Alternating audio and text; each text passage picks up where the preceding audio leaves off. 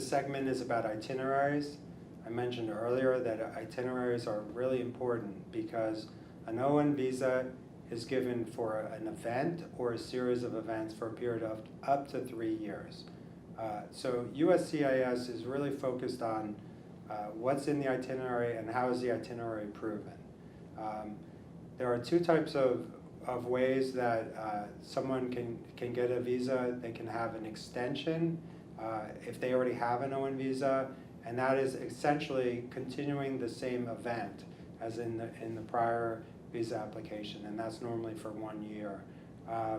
Most visa applications are new petitions, and if they're new petitions, then essentially what you're going to do is you're going to document the itinerary for the period that you're asking for.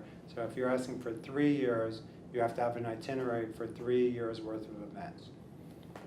Some events are some positions are employment-based. So if you have an architect in an architecture firm or a designer working for a big design firm, essentially the itinerary will be made up of the job description that is repeated over the period of the term, and you can include the specifics of the clients that they're going to be working with and the types of tasks that they're going to be doing. But the employment is secured by some sort of either contract between the employer and the alien or the person who's applying for the visa, and that is the contract that they look at. And so you say that you intend to employ someone for a period of 3 years, and then the itinerary would describe what they're going to be doing during that 3-year period of time. This is something that the attorney would normally prepare for an artist, and it's not something that anyone really needs to think about at the beginning when they're applying for the visa if they are going to have an employment-based petition.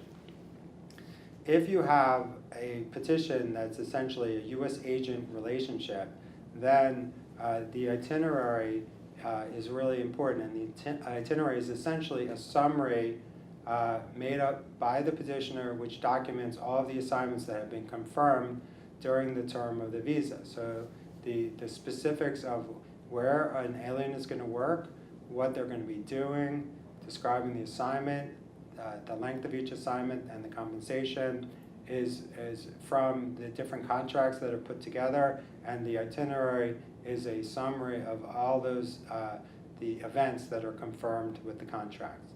Again, this is something that an attorney would work with you to prepare the itinerary, but essentially the important thing is that you have to think about the agreements, the offer letters, or the contracts that you're going to get with employers so that you have 3 years worth of events, because if you don't have that, then USCIS will not give you a visa for 3 years, which is the maximum. They could give you a visa for a year or 3 months or a year and a half. So really what you need to do is think about who is going to give you employment and who will sign this type of letter. It's not the easiest thing to get, but it's something that's required by USCIS.